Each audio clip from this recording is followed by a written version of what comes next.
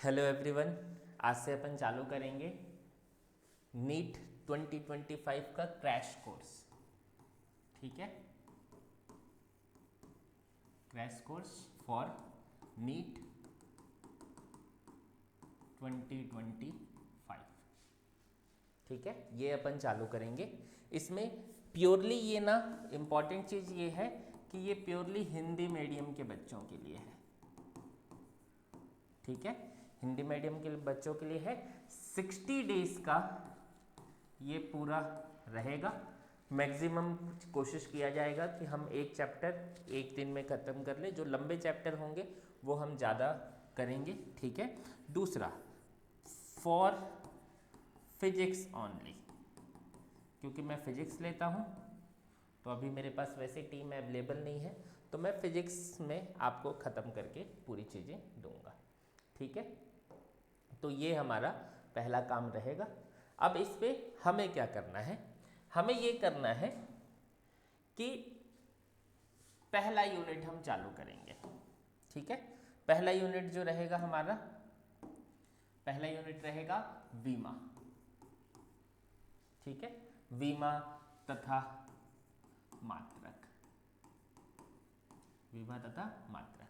तो इसमें हम सबसे पहले पढ़ेंगे हमारे मात्रक। मात्रक कितने प्रकार के होते हैं? मात्रक होता क्या है? कोई भी चीज जिसको नापी जा सकती है वो होती है राशि। वो क्या होता है? हर वो चीज जिसको मैं नाप सकूं, हर वो चीज जिसको मैं माप सकूं वो होता है राशि। हर वो चीज जो मैं नाप सक रहा हूं वो है राशि।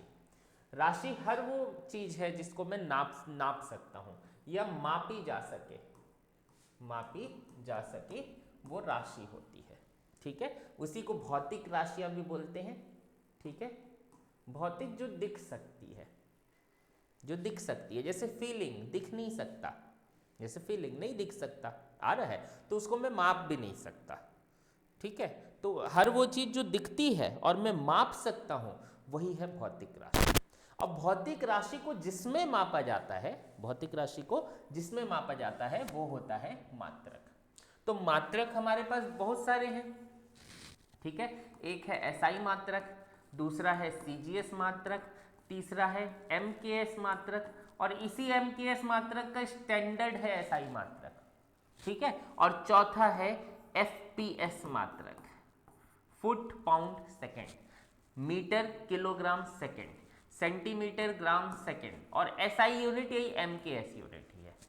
ठीक है, तो हम मात्रक पढ़ लिए। ठीक है, मात्रक कितने प्रकार के? हमारा काम है इन दो लोगों को लेके चलना।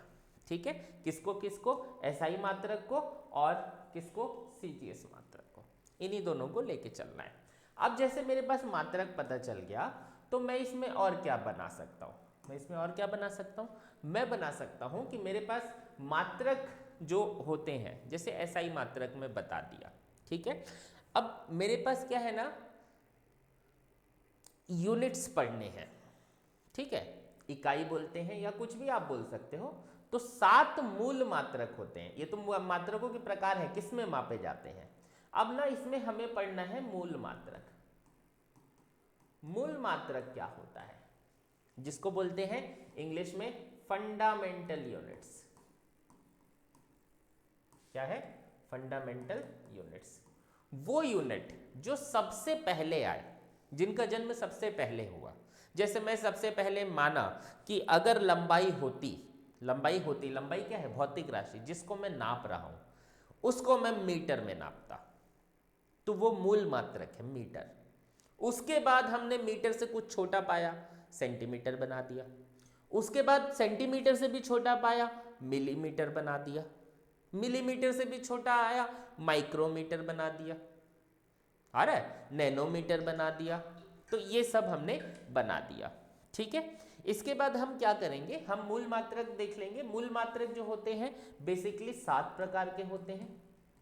बेसिकली कितने प्रकार के होते हैं? 7 प्रकार के। तो जो मूल मात्रक 7 प्रकार का है, तो ये 7 प्रकार कौन कौन से हैं? तो उसकी मूल राशियां हैं जिसको मैं नाप रहा हूं, और उसके मात्रक हैं जिसमें मैं नाप रहा हूं। जैसे लंबाई लंबाई क्या है, राशि है, और नाप किस में रहा हूं, मीटर में, तो वो है मात्रक। समय राशि है जिसको मैं नाप रहा हूं, सेकंड में नाप रहा हूं तो वो मात्रक है। आ रहा है। तो ऐसे ही हम क्या करेंगे, अपने पूरे वो लिखेंगे कि मूल मात्रक, मूल मात्रक।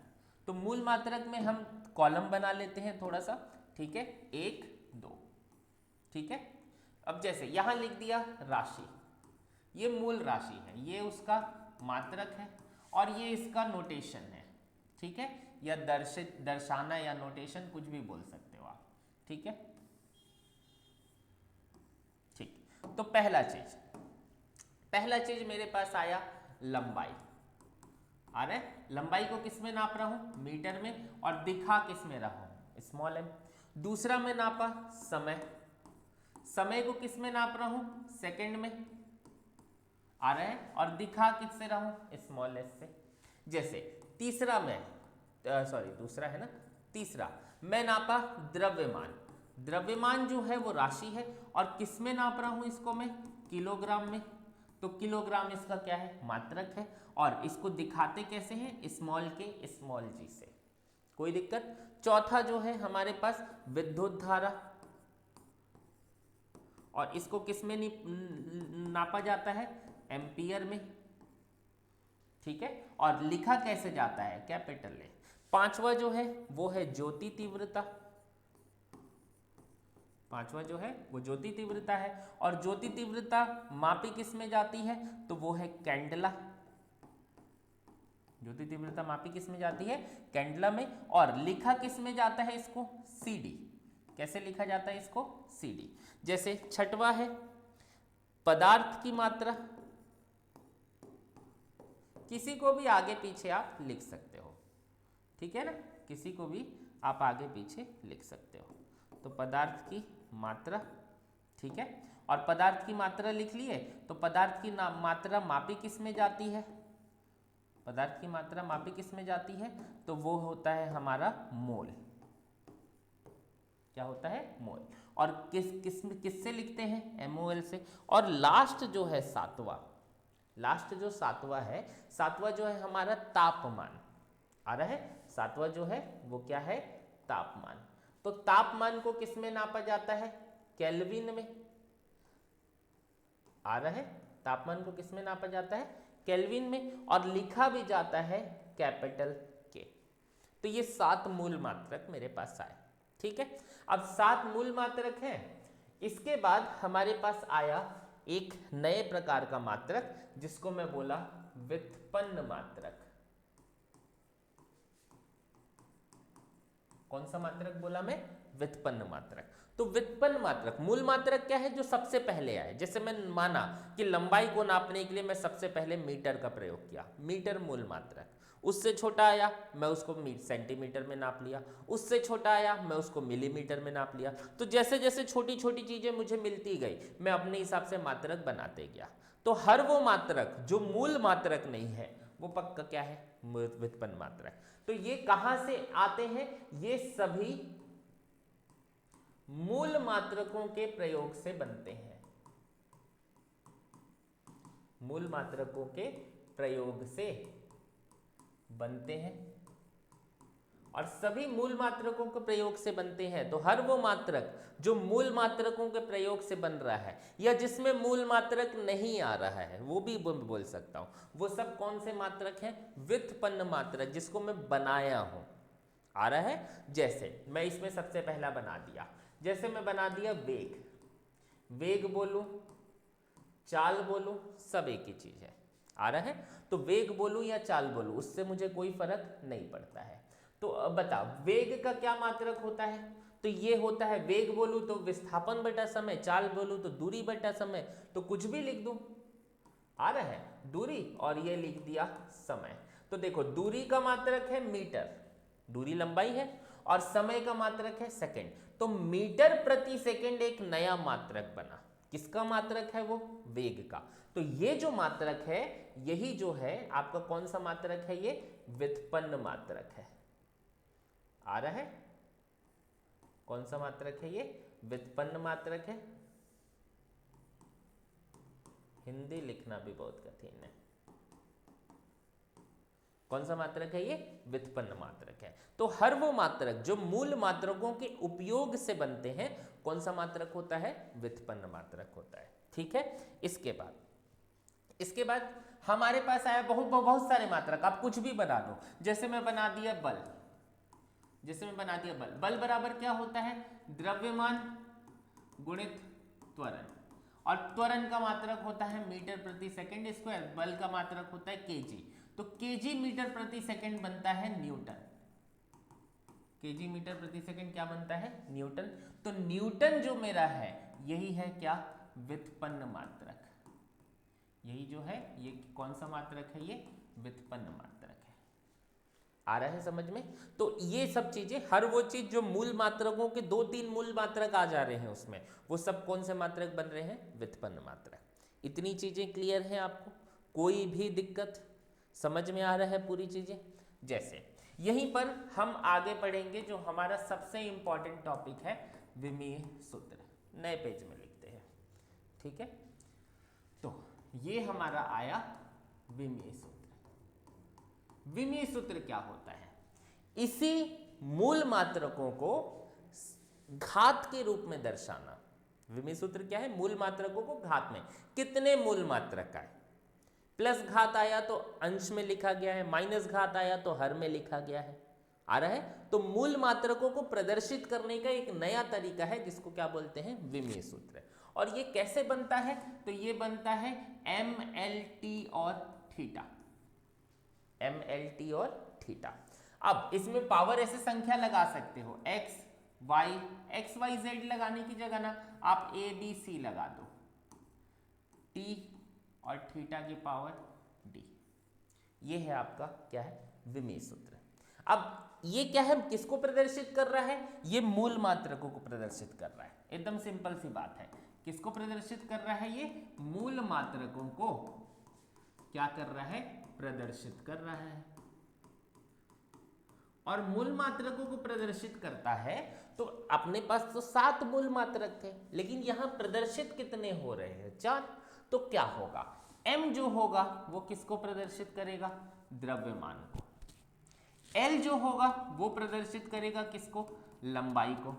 t जो होगा एज इट इज दिख रहा है, t समय होता है, तो किसको प्रदर्शित करेगा? समय को। थीटा जो होगा ये 4 चीजों को प्रदर्शित करेगा।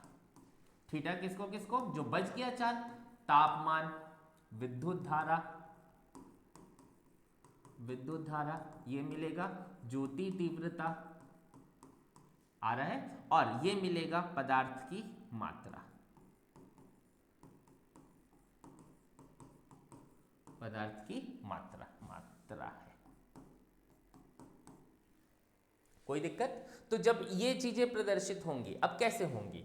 जैसे कहीं kg आया तो मैं उसको लिख दिया m की घात 1। कहीं kg आया तो मैं उसको क्या लिख दिया? m की घात 1। कहीं पर kg की घात 2 आ गई तो मैं उसको लिख दिया m की घात 2। कहीं पर kg की घात -1 आ गई, या मैं इसको लिख सकता हूं 1/kg, ऐसा आ गया तो मैं लिखूंगा m की पावर -1। कहीं पर सोचो कि 1/kg की घात 5 आ गई, तो इसको मैं क्या लिखूंगा? इसको मैं लिखूंगा m की घात -5। अरे आ रहा है समझ में? कोई दिक्कत? सेम लंबाई के लिए क्या लिखूंगा? लंबाई सोचो कहीं पर मीटर आ गया तो मैं उसको क्या लिखूंगा? l की घात 1 सीधा। कहीं पर मीटर स्क्वायर आ गया तो उसको मैं लिखूंगा l की घात 2। कहीं पर सोचो मीटर की घात -5 आ गई, या ये क्या है? ये कायदे से 1/मीटर की घात 5 है, यही है। तो मैं इसको क्या लिखूंगा? इसको मैं लिखूंगा l की घात -5। जो ऊपर लिखा है उसको प्लस घात में लिखना है, जो नीचे लिखा है उसको। ऐसी समय भी है, सेकंड आया तो t, सेकंड स्क्वायर आया तो t स्क्वायर, 1/सेकंड आया तो t की घात -1 आ रहा है, 1/सेकंड स्क्वायर आया तो t की घात -2, सीधी सी बात है। अच्छा थीटा जो है ये 3 तो बेसिक है MLT। थीटा जो है, थीटा बताएगा आपको कि ये चारों चीजें आई तब थीटा की जगह उसको लिखना है। अब अकेले तापमान को सिर्फ मैं थीटा नहीं लिख सकता, विद्युत धारा को अकेले मैं थीटा नहीं लिख सकता। मैं कैसे बताऊंगा कि विद्युत धारा ही है थीटा, वो तापमान नहीं है। मैं कैसे बताऊंगा कि थीटा ज्योति तीव्रता ही है? तो उसको ना उसी के मात्रक में लिख देते हैं। जैसे थीटा की जगह अगर तापमान आया, थीटा की जगह के लगा दूंगा, थीटा की जगह क्या लगा दूंगा, के लगा दूंगा। विद्युत धारा आया, थीटा की जगह क्या लगा दूंगा, एम्पियर। ज्योति तीव्रता आया, थीटा की जगह क्या लगा दूंगा, सीडी, कैंडला। आ रहा है। पदार्थ की मात्रा आई, इसकी जगह क्या लगा दूंगा, मोल। आ रहा है। ये बताएगा कि भाई थीटा की जगह केल्विन लिख दिया मतलब वो आया तापमान, थीटा की जगह एम्पियर लिख दिया मतलब आया विद्युत धारा। और इसके भी लिखने के नियम सेम। एम्पियर एक बार आया, एक की घात एक। एम्पियर का वर्ग आ गया, धारा का वर्ग एक की घात दो।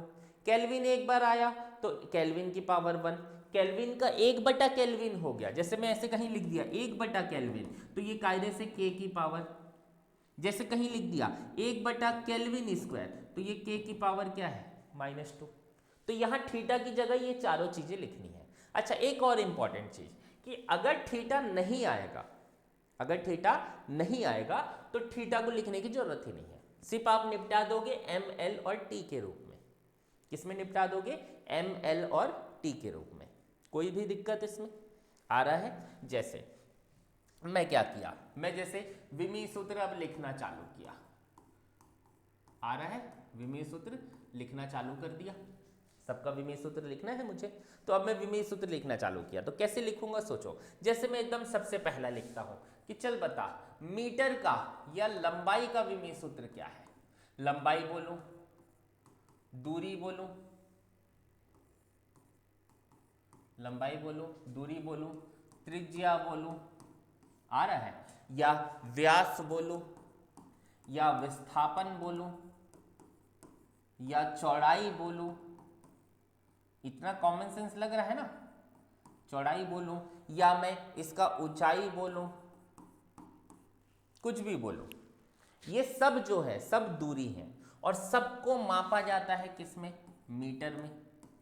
सबको किसमें मापा जाता है, मीटर में। और मीटर को लिखूंगे स्मॉल एम। तो ये कायदे से क्या है, इसमें द्रव्यमान नहीं आया, m की घात 0। लंबाई आई मीटर 1 और समय नहीं आया t की घात 0, और थीटा तो आया ही नहीं, तो लिखने की जरूरत ही नहीं है। तो इसका विमीय सूत्र आ गया m0 l1 t0। कोई दिक्कत? जैसे मैं दूसरा इसी में लिख दिया, जैसे मैं बोल दिया चल बता समय का विमीय सूत्र क्या है।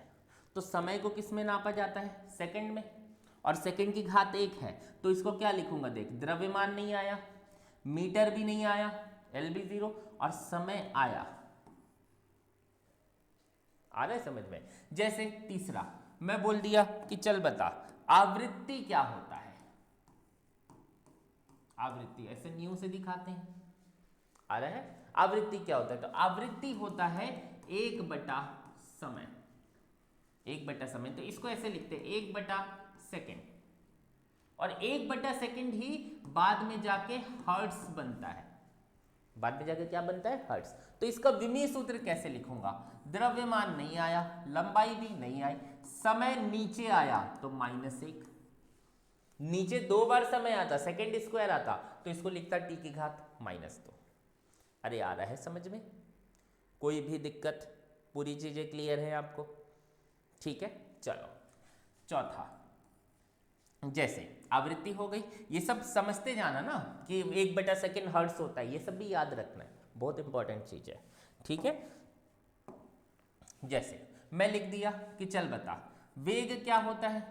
वेग बोलूं, चाल बोलूं, कुछ भी बोल सकता हूं, आ रहा है। ये क्या होता है, दूरी बटा समय या विस्थापन बटा समय, कुछ भी लिख सकता हूं ना मैं, दूरी बटा समय लिखूं या विस्थापन बटा समय लिखूं, कुछ भी लिख सकता हूं। तो दूरी बटा समय क्या है, मीटर, विस्थापन क्या है, सेकंड। तो मीटर प्रति सेकंड ये किसका मात्रक होता है, वेग का।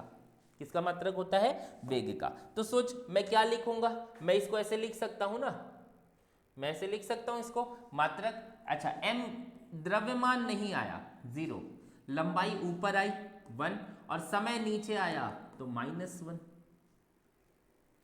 कोई भी दिक्कत आ रहा है इतना समझ में? एकदम सिंपल सिंपल चीजें बेटा। जैसे पांचवा मैं बना दिया कि चल बता त्वरण कितना होता है। त्वरण, तो त्वरण क्या होता है? ये होता है वेग बटा समय। कायदे से होता है वेग में परिवर्तन बटा समय, लेकिन अभी मैं एकदम सिंपल फॉर्म में बता रहा हूं, वेग बटा समय। अच्छा, वेग जो है वो मीटर प्रति सेकंड है और समय सेकंड है, तो नीचे ये हो जाएगा मीटर प्रति सेकंड का स्क्वायर। अरे आ रहा है समझ में? और जब मीटर प्रति सेकंड का स्क्वायर होगा तो इसको क्या लिखूंगा? द्रव्यमान नहीं आया, ठीक है, लंबाई आई 1 और समय सेकंड स्क्वायर नीचे आ गया, ऊपर जा करके -2। देखो ये इसका विमेय सूत्र है। अरे बनेगा एकदम आसान आसान विमेय सूत्र, इतना अगर आपको बनेगा ना आप विमेय सूत्र बना लोगे, ठीक है। जैसे इसी में ही अगला कौन सा नंबर चल रहा था? पांचवा, छठवा। जैसे मैं लिख दिया चल बता बल। ये बहुत इंपॉर्टेंट है, हर पूरे फिजिक्स में 11th का फिजिक्स हो चाहे 12th का फिजिक्स हो, हमें हर प्रकार का बल पढ़ना है। अब बल जहां भी आएगा तो बल का विमेय सूत्र मुझे याद होना चाहिए। आ रहा है समझ में? तो बल का विमेय सूत्र याद होने के लिए क्या करेंगे कि भाई बल बराबर होता है द्रव्यमान गुणित त्वरण। बल बराबर क्या होता है? द्रव्यमान गुणित त्वरण।